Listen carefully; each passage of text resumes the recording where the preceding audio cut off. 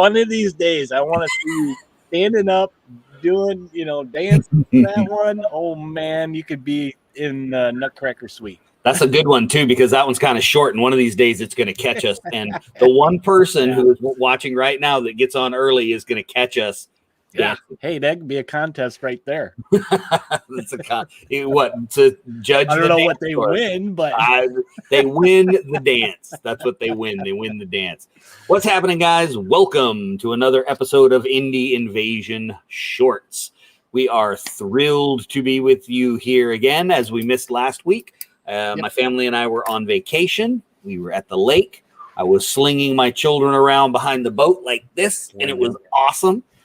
They were having fun. I was getting a little bit of revenge. If you're a parent, you understand. They're having fun. It's like playing with them on the trampoline. You get to body slam them, and they're laughing and having fun. And you're like, yeah, I owed you that for something. I'm sure of it. But so we're glad to be back. It was fun getting together Monday night for our hobby time.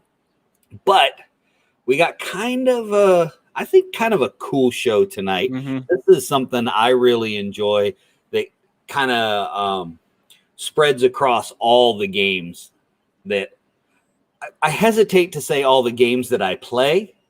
I think more accurately, I should say all the games that I paint and collect and read the rule books for. Okay. Would probably be a more accurate assessment. But if I could get Eric down here to open up a store, I'd probably be able to play all those games. I think that's all we'd be doing. Right. That's perfect. Wife would never see us. There he is right there. Alder, sir. Welcome. It is time for coffee. Hey, look who's here early. Tyler, what's happening, sir? Morning, Alder. What is happening? Hello, Tyler. Welcome to the show. Good to have you, gents. We'll kind of hang around and kick the ball back and forth a little bit while we wait and see who else would care to join. What else you been working on? You've been doing some building some minis, right? Yeah. So let's open a store in Tampa. No, man, Tampa's too far for me, buddy. That's too far. I'm not moving. I like where I live. Yes. So I have known about RTLW miniatures. They're out of the Russian Federation. Sorry, I grew up in the 80s. To me, Russia, all this Federation stuff, I don't know. It's like, they have starships over there or something I don't know about. What's going on? I must break you. Anyway, I've known about them for a little while, but never ordered any of their minis for a number of reasons. A lot of times when you order stuff from Russia, it takes forever to get it. So, and I didn't really need any of the stuff because I wasn't playing 40K. Well, getting back into Necromunda, he has some really cool stuff for Necromunda, including the Spires, which are no longer available, or I don't know if GW plans on releasing them for the new Necromunda. But anyway, he has some great proxy models. So I was like, all right, I'll go ahead and pull the trigger on them. So full expectation is it's going to be forever till I get them. Go on the website. I order the stuff. There's $9 shipping, which is pretty good for, all the way over there. 60 to 90 days delivery time. How long did it take to get them? Well, I was like, that's kind of what I'm expecting. I got them in 2 weeks. And they are amazing. That's good. I mean, they are fantastic. Go check out their website. I have it up right here. It is artelw.com. They have some awesome miniatures, and the quality. You posted some stuff on Instagram, right? So there's the pics up on Instagram and in the Discord channel of what I got today and got put together. But they are amazing. If there was one thing that some people might not like about them, it's that they come in a lot of pieces. So you got to be a model builder because they do come in a bunch of pieces, but they weren't hard to put together. They were notched. And so it was just, they're fantastic models. Can't recommend them enough so far. Haven't painted any yet, but that's coming. They are resin, Tyler. And hello, looks like we have a new face, Tim. Hello. Welcome Tim. To the show. Is that is your profile picture BattleTech? Is that what that is? You'll have to tell us if it is. So I worked a little bit on some priming today. My desk was getting a little crowded with all my scenery I've been doing for Rain in Hell. So I took a bunch of that and some of the MDF stuff I got for Urban Manhunt, took it all in garage. And instead lately I've been hand priming, painting. I grabbed a bunch of my old rattle cans to just work through them, and I stunk up the whole garage. Nice. Dude, so Tim got back. He says Capellan Confederation. Yes, that's awesome, dude. Cool. I love BattleTech. I haven't played in forever. I haven't picked up the rules for Alpha Strike yet, but I'm going to. But I have not the old box set, but I have the hardcover that they released, and I really like that. What are you laughing at? I'm laughing at Tyler. He did some painting good. today, but he painted a mailbox. Hey, that counts. Hey, as a mailman, I appreciate that. There you go. See, that is still painting, Tyler. So well done today, sir. Well done. You can even add that to your list of miniatures that you've painted this year. Yeah. No, it's okay. It doesn't have to be a miniature one. I build terrain pieces bigger than mailboxes. So if I can count that as something I've painted, you can count a mailbox. Promise. All right. So what are we going to talk about tonight? So yeah, let's get into tonight, guys. So tonight we're talking about kit bashing. As a hobbyist, many of us have done this in the past. It's been a while for me, and I think that's just something changed in the last, so many years that it's evolved. It's not quite what it was, but we'll get into a little bit of that. Yeah. But Mac, what is kit bashing for everybody out there that has never done it? They don't know what it is. So if you don't know, or you just play mini games that you don't really get into anything else, it's taking your big pile of broken bits and junk and leftover. And if you've ever bought anything Games Workshop, you have leftover pieces. Yes. Because you can love or hate Games Workshop, but you cannot fault them for all the extra junk that they throw in a box, man. They throw a lot of extra stuff in. Exactly. And it's taking all that stuff and just building your own models. Sometimes it's building it with hot glue. I have a really cool Nurgle demon that I made out of the legs from an AT-43 model, one orc arm, and a whole bunch of hot glue. So, and it's pretty cool looking. I'll throw a picture of it up in the Discord channel. Basically, it's making a custom figure or modifying a figure where it's custom. Yeah, absolutely. And Spaz is right. Spaz said Gaslands is great for kit bashing, and it is. Yeah. I mean, that is what the game is. That game is made for it, really. Yeah. Taking the Hot Wheels and throwing a bunch of guns on it. Oh, this is interesting. Tim said he primed his Gangs of the Undercity models tonight. Now, Tim, I did not back that one, but we did do an interview with Opti right before the Kickstarter came out, and I am very interested in what you think of the minis, because they were very, very appealing. That was one of those ones where I was hovering over the I probably need everything, but there's these other 6 ones, and what am I going to get? So I'd be interested to hear your feedback on what you think of the minis, and also what gangs you got, or if you went nuts like the rest of us here do and just went all in. Yeah, and if you get any pictures, post them up in the Discord. Love to see them in the Discord. Definitely. Throw them up in the Discord. I would love to see those models. All right, so let's explore kit bashing a little bit here with some examples. Since we kind of understand what it is, first thing to look at is, where do you get the parts, right? Absolutely. So we've already mentioned extras. GW is, if you need skulls, you could get skulls from any of their kits. Oh, you can get all kinds of stuff. I got, as a matter of fact, I just got the corpse grinders for Necromunda. And I really like what they did with the boxes, because they gave you enough to kind of build each one of them multiple different ways. Well, because of that, you end up with a lot of extra bits. Now, the push to fit stuff that they're doing now, that's kind of a newer thing. They're not really push to fit. They go together a particular way. It's a little harder to kit bash those than it was the old models that were torso, legs, couple of arms, and a head. Yeah, and they're just flat joints. Yeah, but you can definitely still do it. So it's a lot of really good bits. You just got to get your snips out and like we said, it's a little more hobby-esque. You got to get in more to the hobby of, sanding and filing and all that kind of stuff. But that's really where using the cement glue comes in handy with the plastic, because with that little extra bit of melting, solid. Yep, and it's perfect. So Craig says his local thrift store have bags of broken toys, and they're great resources for bits. Oh yeah, man, Yeah. I'm a thrift store junkie for my terrain building. But let's talk about some of the places where you can get some bits. So I have a few favorites, and a lot of this came from. I discovered a lot of these bits places when I was building my Night Lords army and my Orc army. So I had about 8,000 points of Night Lords, and if you include the Mega Gargant that I built for my Orcs, which was about 3 feet tall, my point total was like 18,000 points worth of Orcs because of the Mega Gargant. But I discovered several different places, and Eric, jump in here if you have any particular bits places. I don't know if you have very many of them, but one of my favorite ones was Puppets War.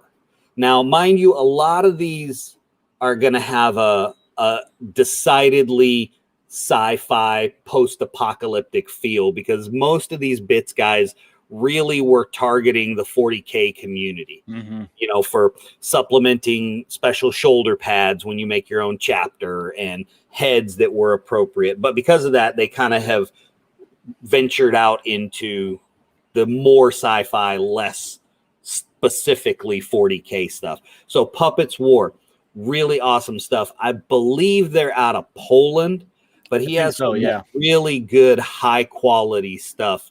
What about you? Do you have any that you've gone to? Well, one of my favorite places to get bits is at conventions. And I don't know if you saw it the time you were there, but if anybody's gone to Adepticon, on one of the days they have where a bunch of, you can sign up, get a little table, 6x8 table, and you set up your bags and bits and stuff, and you can do bit trades or just straight up buy them like a garage sale. I do remember seeing that. I do. So I had to walk by. I think Fernando grabbed me by the back of my hair. Yeah. Oh, wait, I don't have any hair. So I don't know how I got out of there with nothing. I mean, so you can pick up different arms and heads and, just different body pieces. Or if it's a vehicle, you're building some kind of sci-fi vehicle, and, you can get, I don't know, maybe they have a kit that was a vehicle that was missing pieces, or who knows, right. It's a great way to get those bits and just stock up. You put it in. I have like in the cabinet back here, a little drawer system that was used for nuts and bolts and stuff like that. And I just got all my bits in there. Yep. Yeah, mine's right here on my desk. So that's one place that I like, is a lot of conventions will have something like that, a little bits trade type of day, or where you can, find maybe something you're looking for, or actually just get an idea for something. Yeah, absolutely. And Alder beat me to one that I really like as well, which is Anvil Industry. They have some really nice models as well. I don't have a whole lot from them, but I have gotten a few things from them. I've gotten full models from them more than bits, but you kind of get the idea of what their bits are going to be based on what their models are anyway, because they're the same pieces. The arms are the arms, if you know what I mean. But Anvil Industry is really good out of the UK. Now, another one that I really, really liked, and I fell in love with this one because I have to look around, make sure nobody's watching. I did have Space Marines. I did play Space Marines, but I created my own chapter, and they were the Ghost Wyverns, and they had a decidedly dragon motif. I know the Salamanders had it, but anyway, Spellcrow had a lot of really cool stuff that had that dragon motif that was probably made for the Salamanders, but I stole it for my chapter. They made it your own. Right. They had shields emblazoned with dragon heads and flames, and really cool shoulder pads, really cool dragon skull helmets. So a lot of really, really cool stuff like that. So I'm a big fan of Spellcrow as well. And they also had a really nice selection of orc stuff. So when I was putting an order in, I could just get a little bit of everything, because they had a lot of really good stuff. Oh, Alder's on it tonight, man. Oh, man, he's got another one. Look at it. Now, this one, Victoria Miniatures, I actually have not gotten anything from them, but I know that they have some beautiful looking models. I have been on their website, but I haven't gotten anything from them. What about you, Alder? Do you have anything from them? I like Tim's point that he brought up here as another place to get bits is he's talking about his uncle left him a lot of scale models of airplanes, cars, Star Wars stuff in his case that he picked through for bits for kit bashing. So, Oh yeah, yeah, if you're doing like a sci-fi, and you want to kind of, whether it's terrain or build, models that you want to put some of that, extra bits and stuff on them to kind of seep them into that world and really make them original. That's a great place to find stuff. And if you don't know how to kit bash and you're afraid it won't look good, just start an orc army, because then it doesn't have to look good and you get lots of practice kit bashing stuff. Yeah, they don't care what color it is, what it looks like. They do care what color it is. It's got to be red, because if it's red, it goes faster. That's true. That's true. But it's so the easiest stuff to do. That's really where I started my kit bashing, because my very first 40K army in second edition was orcs. Okay. So and of course at that time you kit bashed everything. I mean, White Dwarf had, hey, this is how you make the infamous deodorant hover tank. That was when they were doing that kind of. You have that White Dwarf down there? That whole shelf. I can't throw them away, man. You need many good things in there. Down here so I can flip through there. That's very true. Yeah. Good stuff in there. Okay, I got to jump back to this because Tim responded about Gangs of the Undercity, which if you guys haven't checked that out, I encourage you to go look. I don't off the top of my head know where the link is, because I know he's fulfilling the Kickstarter still. So I don't know where you can investigate it more. We have an interview on YouTube. Got to scroll way down because it was from a while back. But he said that he wishes he had gone all in, got the 2 gangs in the starter box, the Flaming Skulls and the Valkyrie. They're metal. Doesn't usually like them, but he's happy with them. So that's good. I'm glad to hear that. Tim, if you're not in the Discord, please go over and join that tonight if you don't mind, because I would really like to see some pictures of those, because I am probably going to get some of those models just because. Well, yeah, it's a cyberpunk world. Yeah, so. It's totally a Shadowrun kind of vibe to it. So who doesn't want? I mean, if you can't get excited over an ogre with a chain gun. Bye, Alder. Oh, have a good one, Alder. Get back to work, sir. We'll drink coffee for you and talk about gaming. But of course, it's Thursday where he is. So let us know how the future goes, Alder. We'll catch up to you shortly. All right. So you got any other ones? I don't have any more, but I was going to jump into why somebody would kit bash besides making something original. More, though. You got one more? I got one more. One more that I kind of can't miss, and that's Kromlech. So if you want really, really, really cool orcs, they're over the top, sort of 40K feel, little bit of World War II ambiance to them. They're amazing. They have some of the best orc heads as additions that pop right onto your orcs out there. Highly encourage you, if you're playing orcs pretty much for anything. I don't care what you're doing. If you're doing them fantasy or sci-fi, they have a little bit of everything. When I did my freebooters for my orc army, they have a set of pirate orc heads, and all my freebooters had pirate hats. So, all right. So I will let you carry on to the next section as I ramble on about my favorite places. So you're going to have to put some of these links in the show notes, I think, for everybody. I will. But why would what's so good about kit bashing besides making original things? And I thought a point to bring up would be to be using up those bits, those extra bits that you have, right? Like I personally have a ton of old GW stuff from like 20 years ago. I'm still going in those drawers and using them for, what I like to do is I use the bits and pieces for the bases. I don't do the custom bases as much anymore, but I used to make them, a little statuesque, so it was a showpiece. So bits are great for doing stuff like that. To make your model of such and such stand out from your buddy's same model of such and such. Yeah, I still have in my bits bin, I still have stuff from the Mordheim plastic sprues. Oh yeah. I've even got some of the old original monopose grots And I can't really use them for anything else because they're like the old Space Marine. The only difference between them and the Space Marine is the angle of their barrel. So, and I don't think I need any more skeleton arms or zombie heads from those old kits because, they give you a lot of pieces to custom build stuff. And every once in a while I'll dive into it if I want some arm. I'm making some monster that needs something to chomp on. Well, there we go. Yes, sir. Yes, sir. That is definitely good because they end up accumulating so much. Mm-hmm. You gotta use them for something. Ultimately, you end up with so many arms and hands and extra knives. And the truth is, when you get all of that stuff and you're putting your models together, after you've put on about the 15th belt pouch, you're like, nobody else needs a belt pouch. No more. Nobody else needs a belt pouch. That's it. I'm done. So then you have 500 belt pouches left over. So anyway, that's that part of it. So next we got 3 games that beg for kit bashing. What games, Mac, are just begging for kit bashing? Well, I would be interested too to see what everybody has to say on that one because for me, any game I can kit bash. Any game. Okay. I know what Alder would say. So I'm gonna in tribute to Alder, I'm gonna throw one out there since he had to leave, and this is not a test. Mm-hmm. So if you haven't checked that one out, that's it's World's End Publishing, and I think it's Joseph McGuire.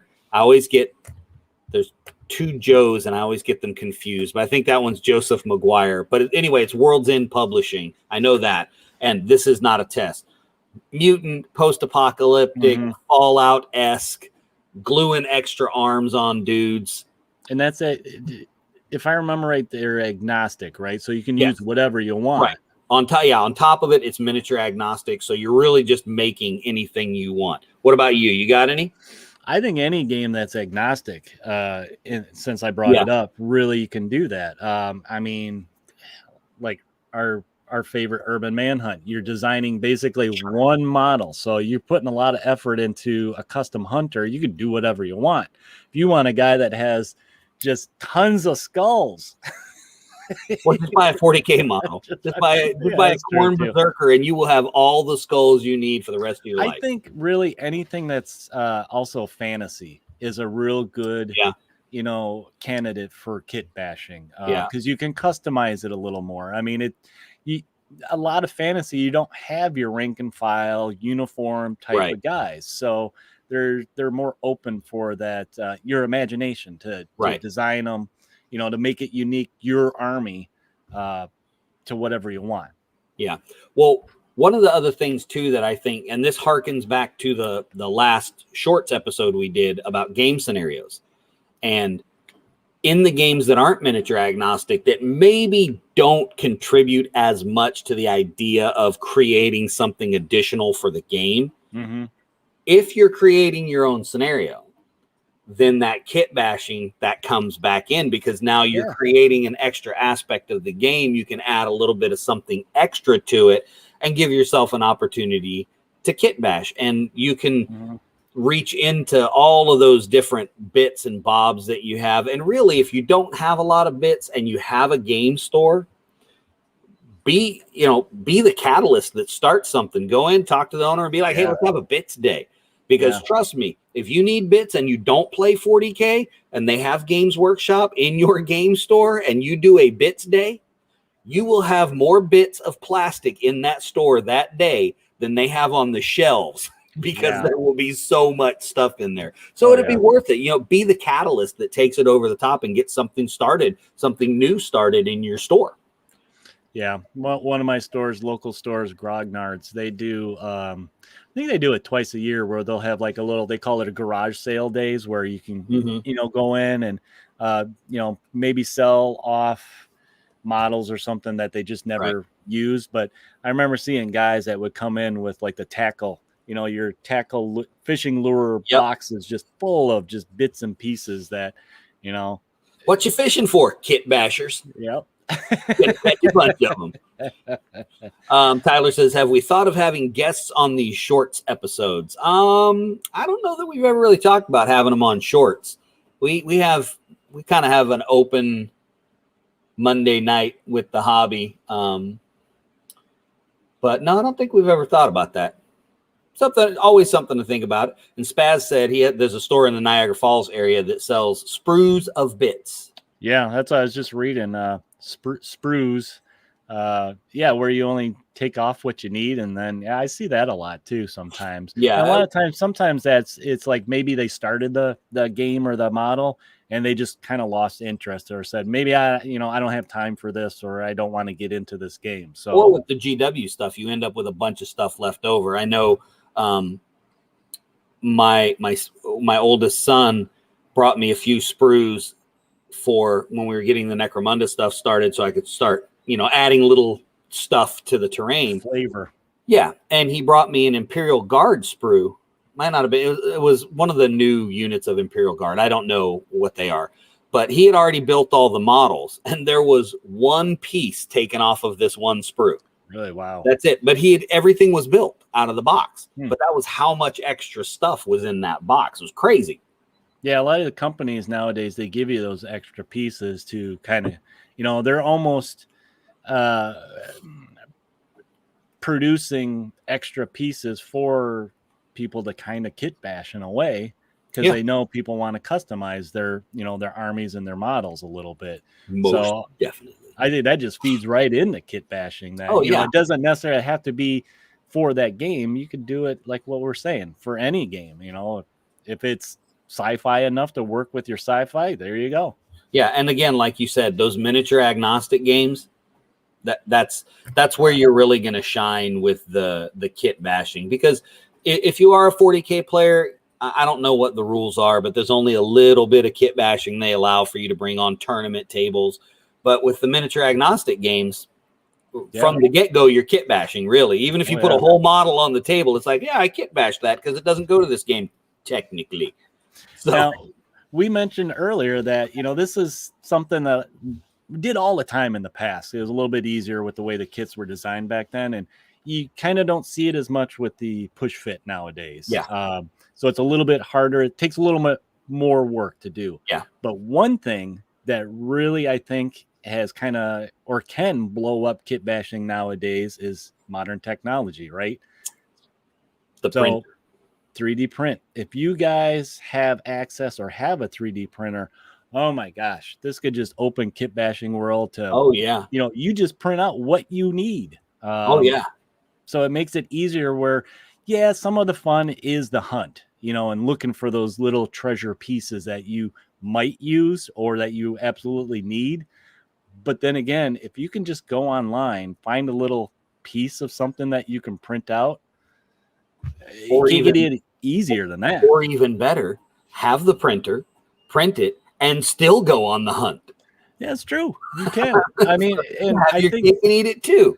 I think one of the things that 3D printers have kind of, gave us nowadays is that there's people like whether they sell it on eBay or Etsy or something that will print out these bits and stuff, and that's their whole store is just a bit store that you can now go to buy to kit bash. A lot of that for Gaslands. Lots of Etsy stores for Gaslands. Seth said his first kit bash was his leader for Rain in Hell. That's pretty recent there. Right on, man. Yeah, that's very recent, Seth. Come on, you got 40K stuff. You should be kit bashing like crazy.